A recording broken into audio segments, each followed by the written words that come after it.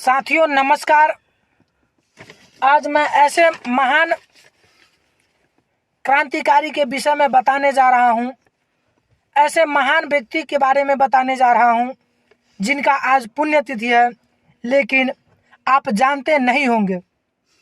आज़ादी के इस पन्नों में दूर दूर तक उनका कोई रिश्ता नज़र नहीं आ रहा है। साथियों, ऐसे महान जो क्रांतिकारी थे, भारतीय संविधान सभा के सदस्य थे, भारतीय संविधान सभा के अंतिम मसौदे पर बाबा साहेब भीमराव अम्बेडकर जी के साथ हस्ताक्षर किए, ऐसे महान देशभक्त के बारे में कोई इतिहास के पन्नों में नजर नहीं आ रहा है। साथियों, उनका नाम डॉक्टर रत्नप्पा भरप्पा कुंभार, जिनका जन्म 15 सितंबर 1909 ईस्वी को महाराष्ट्र के कोल्हापुर स्थित सिलोर तहसील के छोटे से गांव नीमसीरा में हुआ था, लेकिन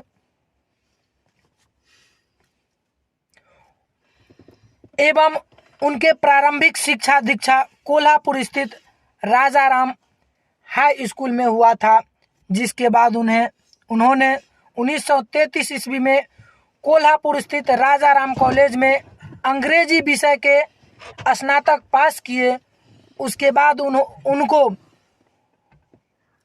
पुणे विश्वविद्यालय के तरफ से उन्हें डी लिट की मानस उपाधि से नवाजा गया। साथियों, ऐसे महान विभूति थे, ऐसे महान क्रांतिकारी थे, ऐसे महान स्वतंत्रता सेनानी थे, ऐसे महान समाज सेवी थे, ऐसे क्रांतिकारी थे।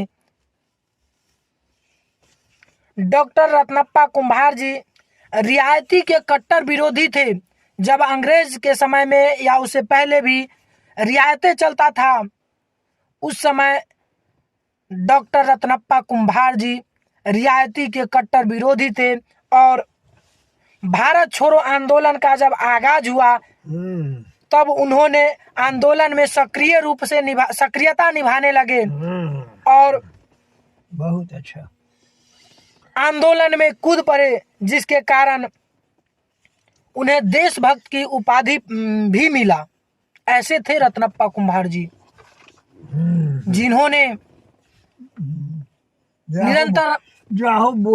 निरंतर संघर्ष करे, निरंतर समाज के लिए लड़े, ऊंच नीच को मिटाने के लिए लड़े, भेदभाव, गोरा काला, इन तमाम को मिटाने के लिए कभी उन्होंने जाति भेदभाव, रंग द्वेष, दास कभी नहीं उन्होंने सोचा, कभी नहीं देखा।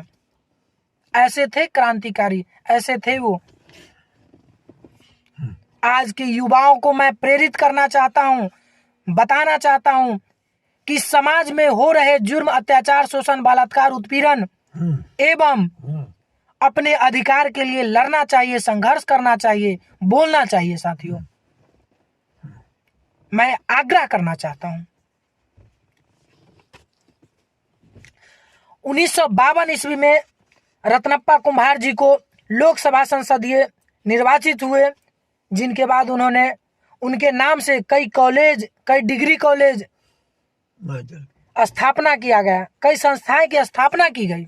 ऐसे थे वो महान विभूति। 1962 से 1982 ईस्वी तक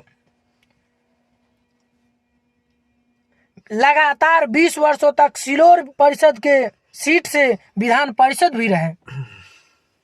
1974 से 1978 तक महाराष्ट्र के गृह मंत्री रहे एवं खाद्य आपूर्ति मंत्री भी रहे। साथियों, 1985 में समाज सेवा के लिए भारत सरकार द्वारा उन्हें पद्मश्री अवार्ड से नवाजा गया। जब तक आप कोई कार्य नहीं करेंगे सामाजिक क्षेत्र में, राजनीतिक क्षेत्र में, आंदोलन के क्षेत्र में, तब तक आपका कोई इतिहास नहीं दिखेगा। साथियों, इसलिए कर्म करना चाहिए, कर्म करना चाहिए। बहुत अच्छा। सन 1990 में एक बार फिर, हालांकि बीच में उनको एक बार हार का भी सामना करना पड़ा, फिर दूसरी बार 1990 में उनको फिर से सिलोर विधानसभा सीट से निर्वाचित किया गया तथा लगातार सरकार में बने रहे। और जब उनकी मृत्यु हुई तब भी वो विधायक ही थे, सरकार में ही बने हुए थे। आखिर अपने शासनकाल में ही 23 दिसंबर 1998 को हार्ट अटैक से उनकी मृत्यु हो गए और दुनिया को अलविदा कह दिए।